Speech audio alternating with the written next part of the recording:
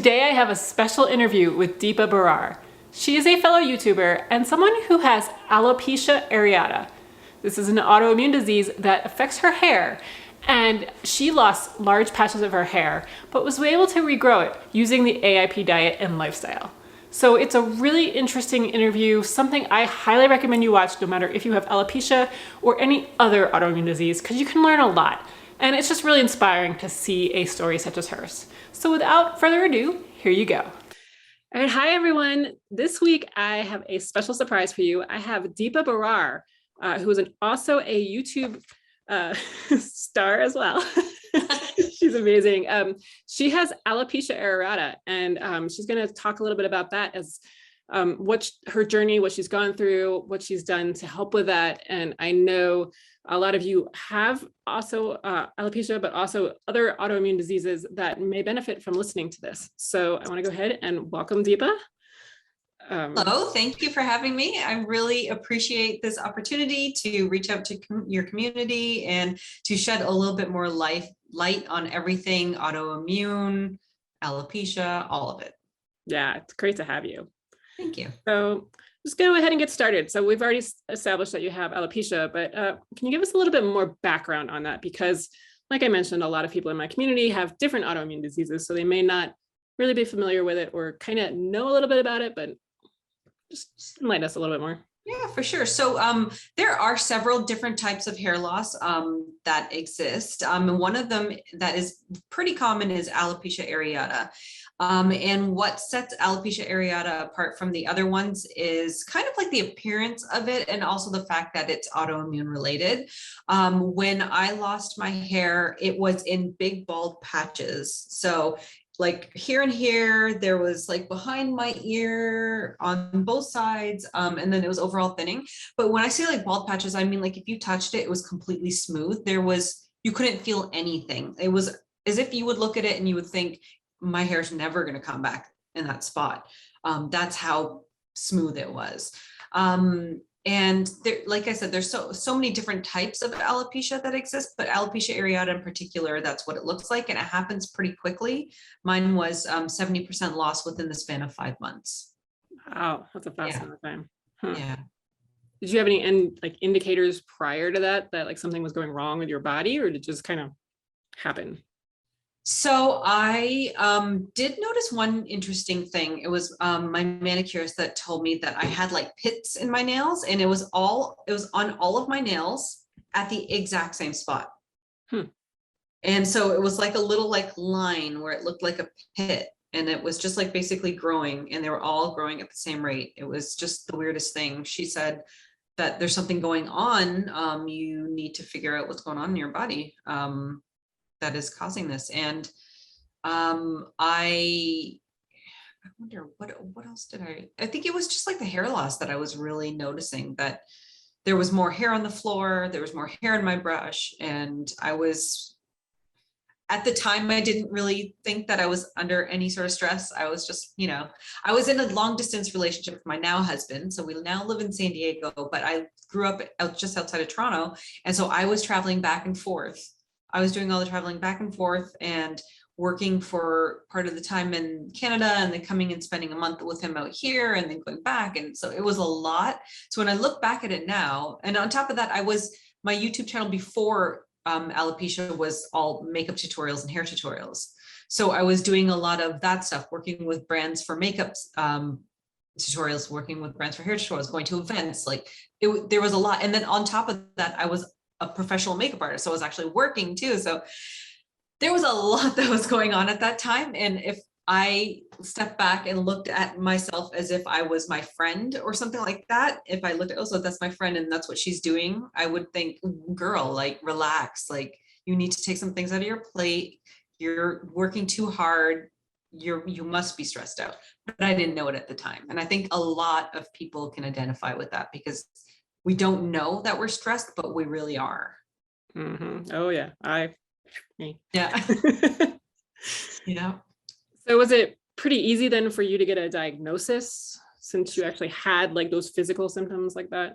Well, so, okay, when it started falling out, it was, let me see, it was like August, I think, of 2016.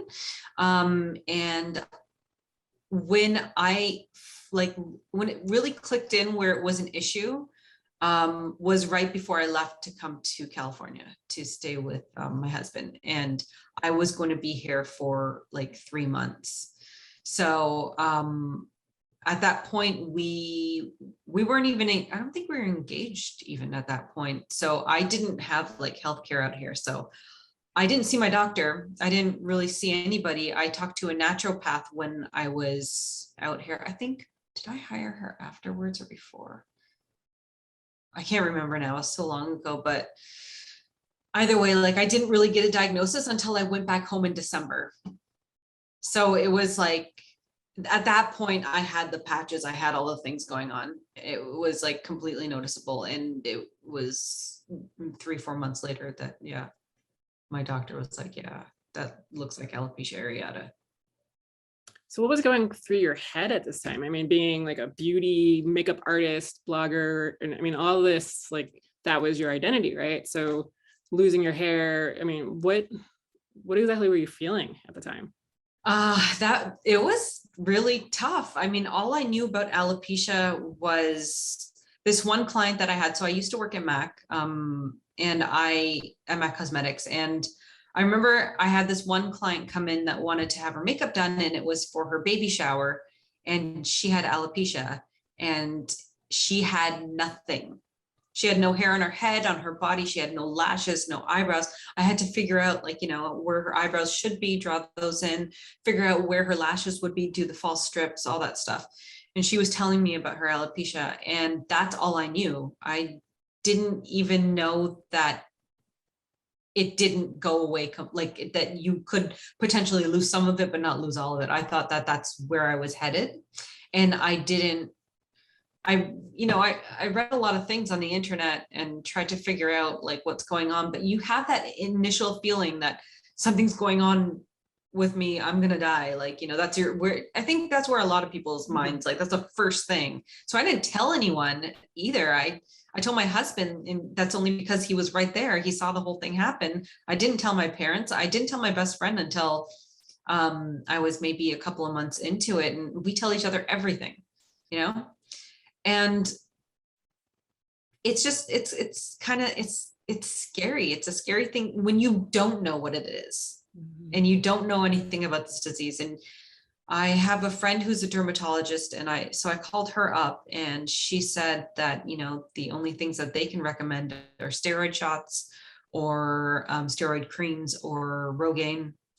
And I looked into that, and I found out these are all temporary things. Doesn't mean just because you get the steroid injection in that one patch, you can fill in that bald spot. You can, but doesn't guarantee that it's not going to pop up again somewhere else. Mm-hmm.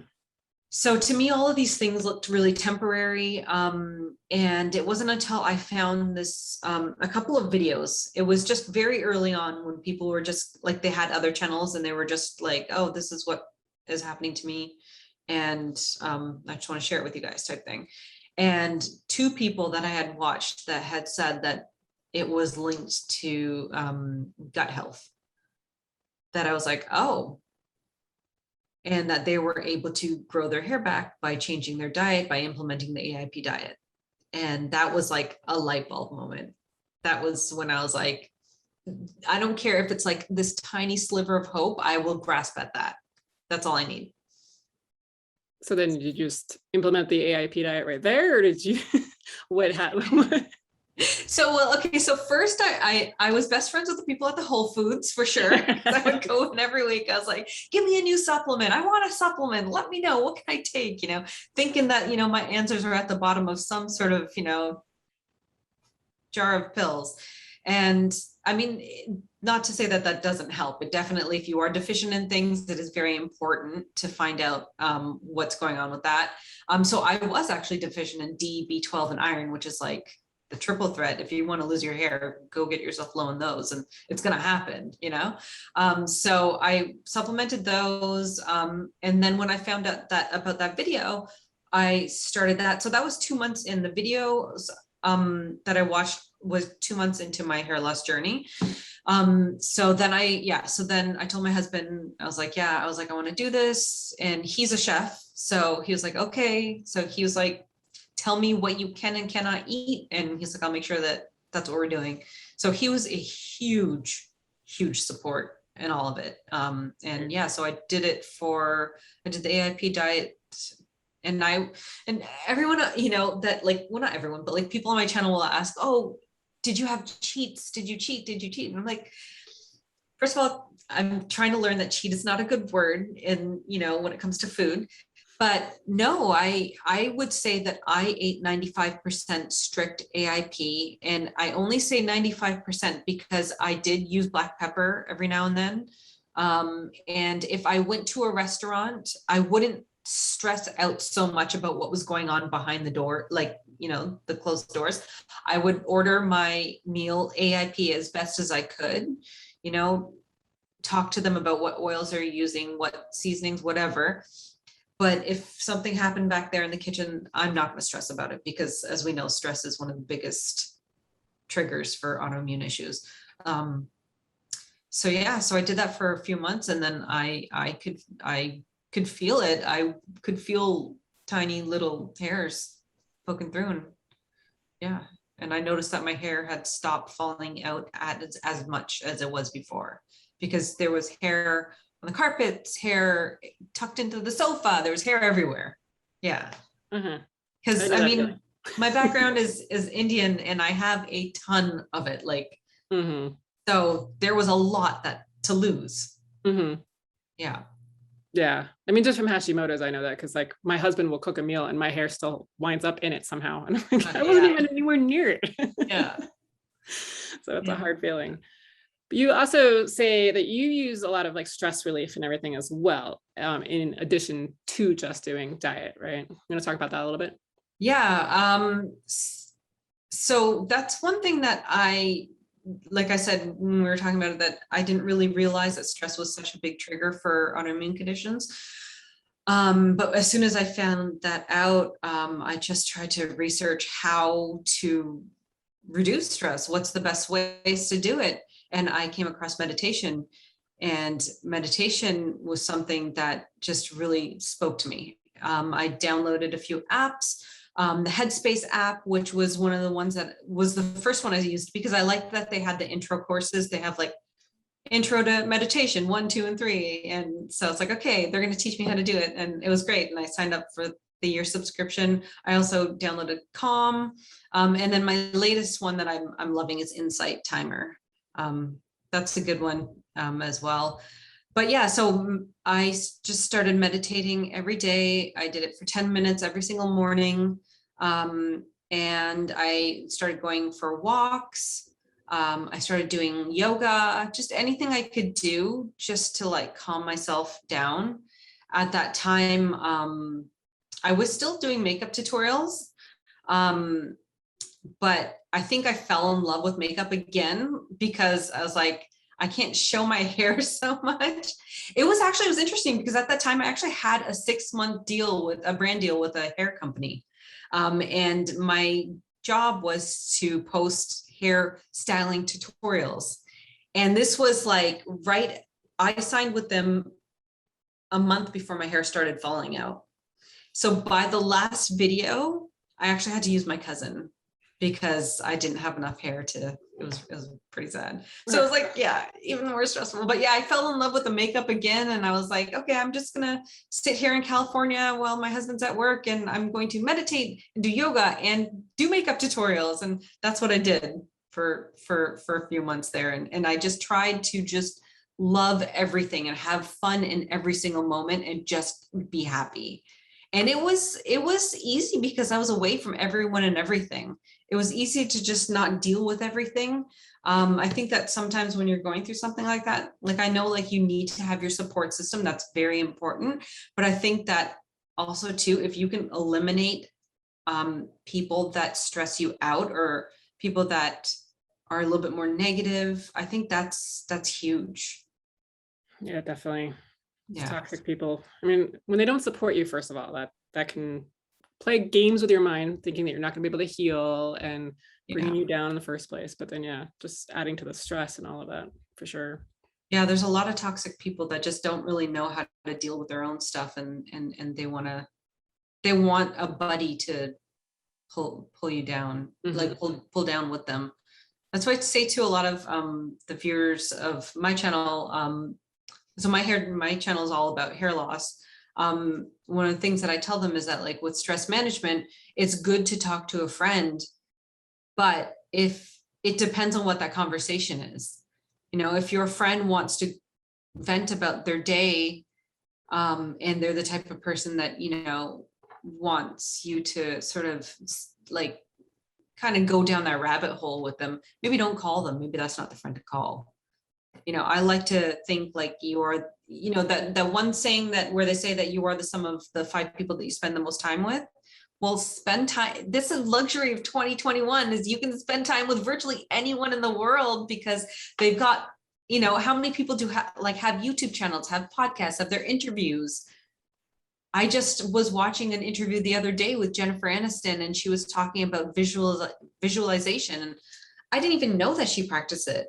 And it's just, it was so uplifting. It was so nice to hear that. So you have to really just inundate yourself with positive messaging. That's what I truly believe. Yeah, for sure. Yeah. It can so easily go the other way, but yeah, you can find stuff everywhere, which is good. For sure. Let me see. Look through my questions here. So like you said, you started to feel some hair growing back, and then did it just kind of start, I don't know, snowballing, or just like continue from there? So it started filling in. It took some time. I would say around the 9-month mark, I could see my hair that was growing in. Like you could see like little pieces here that were about like 2 to 3 inches long. And that was kind of happening all over the place.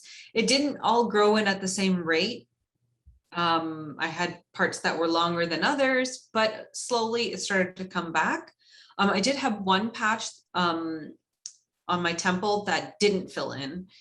It started to fill in, but then it cleared back out because I was under stress again. And I started researching alternative therapies for hair loss.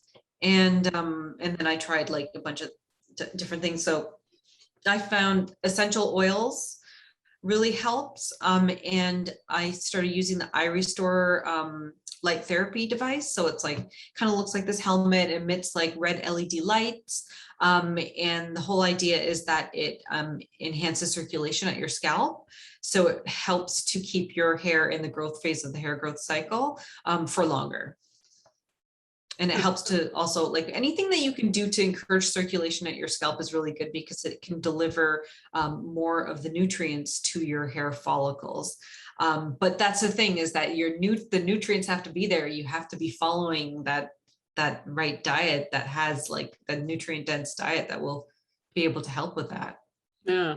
I wonder if that would work with Hashimoto's hair loss as well. I was listening to a podcast today, and it said if you touch your nose and it's cold, then usually you're losing circulation from above, like up here and above, which I thought was interesting. So you know what, I have to try it right now. I keep doing that. I'm like, is it cold? It's cold out, or That's interesting. Yeah, but it's one of the components. It was Dr. Karazian. He was talking about just the different components of hair loss, and he mentioned the vitamins. You have to have those particular vitamins, and then like the circulation as well, and then thyroid hormones have to be right. And you also can't have the autoimmunity in the background constantly attacking. So I would assume it is the same thing with alopecia. You can't have the tissue being attacked and try to regrow it all at the same time. So you have to tame that down. Spend some time eliminating all the things that are not doing good things for your body. So yeah, and then give it all the things it needs. But who knew, right? I mean, I didn't know before I went through this whole thing. I didn't know that diet could affect you that way. Yeah. No, I know. I mean, I grew up eating crap basically the whole time, and so I mean, we had a lot of Indian food in our house, which is good because there's a lot of turmeric and garlic and ginger and all those good things. But I mean, when we went to school, you know, when our lunches, we had all sorts of not so good for you treats. We had sugary cereal for breakfast. On the weekend, we would have McDonald's, pizza all the time, you know. Yeah. And then by the time you get to university and you can fend for yourself, you're just like, oh, Taco Bell sounds fantastic. It's like, no, but it's not really fantastic for your body. I know. Yeah, so we were the same. And then also, not to mention alcohol, which is so pervasive in our, especially like I think in a lot of cultures, but like in, where I'm from in India is like the northern part, it's called Punjab. And Punjabis are notorious, not everyone, but obviously, so don't come after me, people, but in our culture, it is a lot of people drink a lot. And so, yeah, learning about how food really affects your body, how alcohol and all the toxins can affect your body. It's just like, oh my gosh, like no wonder all these things happen. And how much autoimmune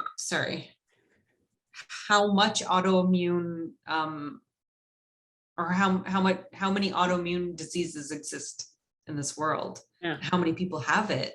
Mm-hmm. I was reading something the other day that said like, I think it was 50 million people in America. Yeah, just in America alone. And there's like how many, like what is it, 300 million people in America? Is that the stat? It's like 1 in 6. Yeah, it's like 20%, I think. Yeah, yeah, it is crazy. I mean, but we're killing ourselves. I mean, it's not like it's not our fault, you know. It's we're living with what we know, but it's one of those things. We've just been kind of taught to eat this way. It's just the way we're brought up, and then this is what's happened. So yeah, and I think that's why it's great that like channels like yours exist, because I feel like it's bringing more like it's informing people, you know. That's the only way that we're going to be able to bring it down, is by letting people know, well, no, this is what it's doing to you.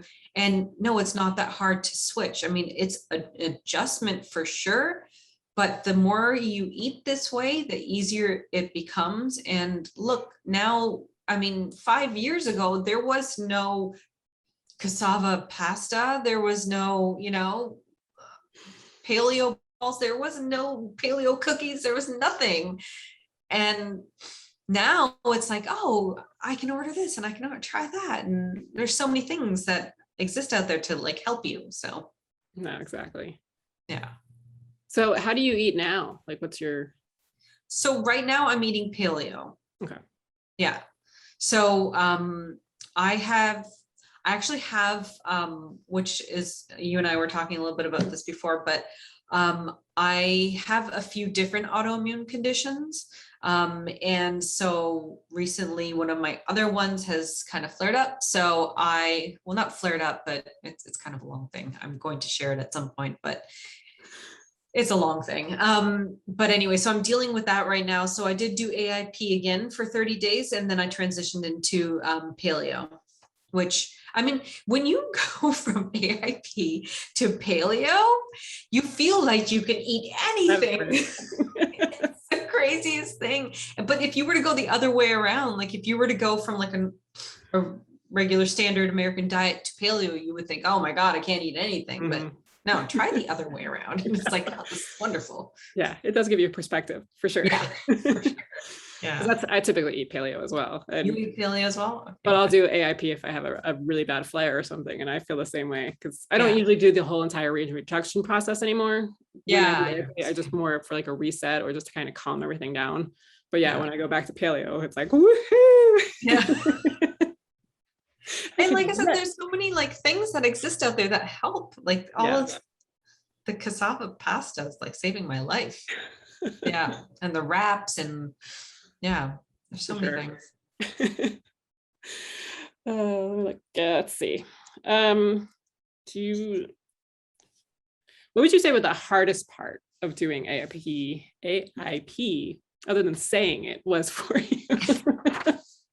The hardest part, I would say probably, I would say going to people's houses. That That for me, I think is probably the hardest to deal with, because especially in Indian culture, I mean, 99% of our food contains seed-based spices.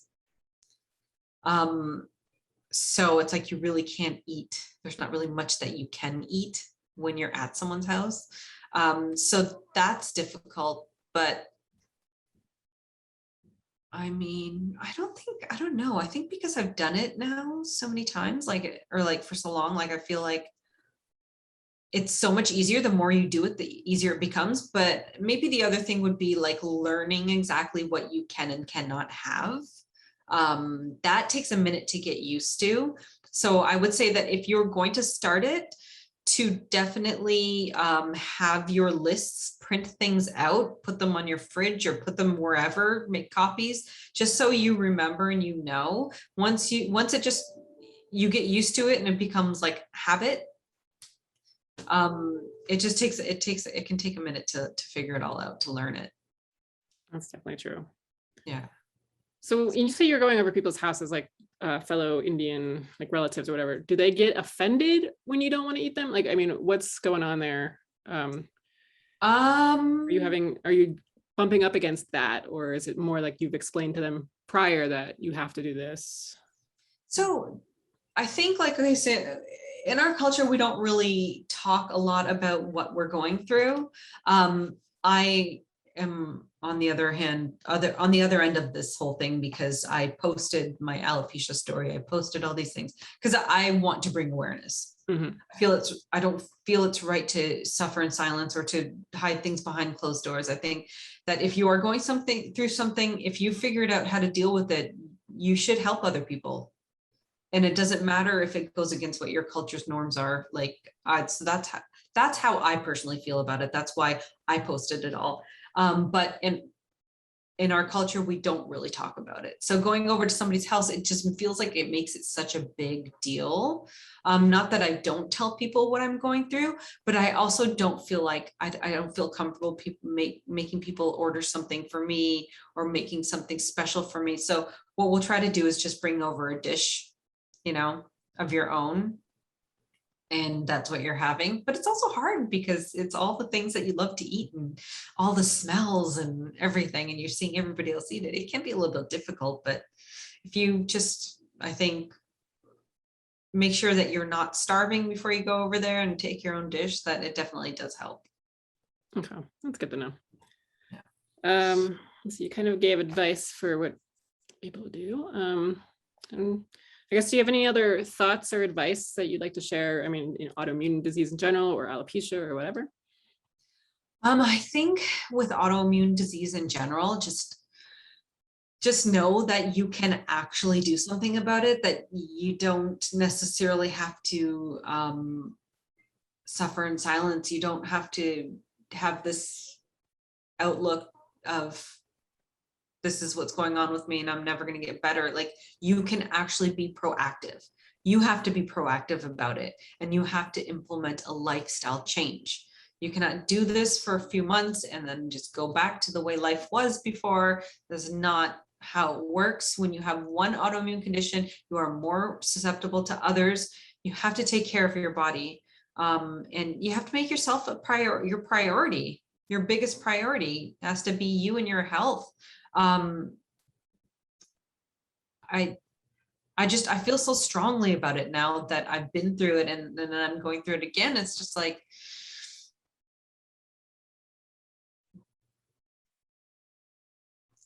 all the things that we grew up thinking about, like I remember having a conversation with my mom. My mom was saying something about, like, why would they sell these foods if they're so bad for us? It's like, yeah, right.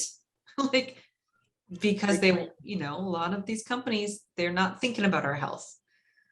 Nope. So you have to be proactive, and you have to take your health seriously, and just know that these tools exist, resources like your channel, to help people that are going through things, that you can actually implement a complete lifestyle change, and you can get your health back. And when you know what it feels like to feel good, you will never want to feel bad again.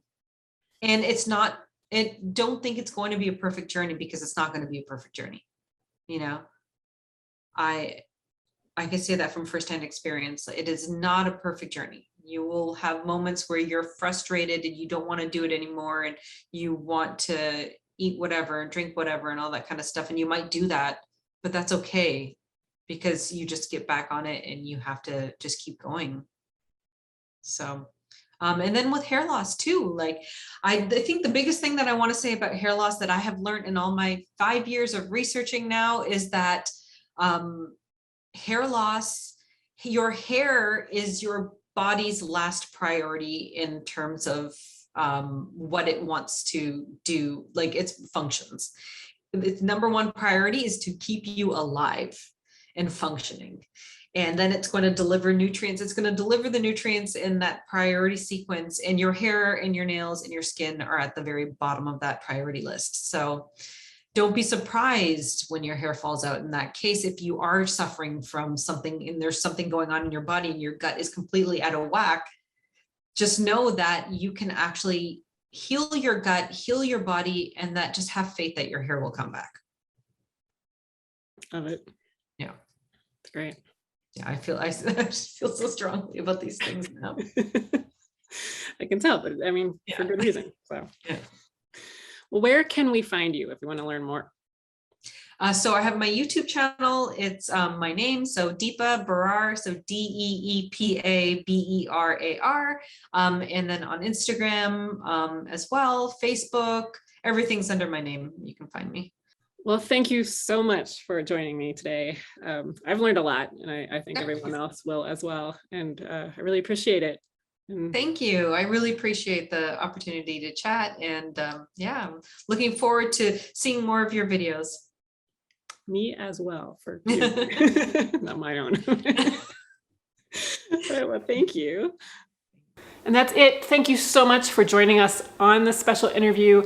I really appreciate it. And if you have any comments, any words of encouragement for other people going through this, anything like that, please comment below. And if you haven't already gotten the password to my Paleo and AIP freebie library, you can do so at the link below or at thrivingonpaleo.com/freebie.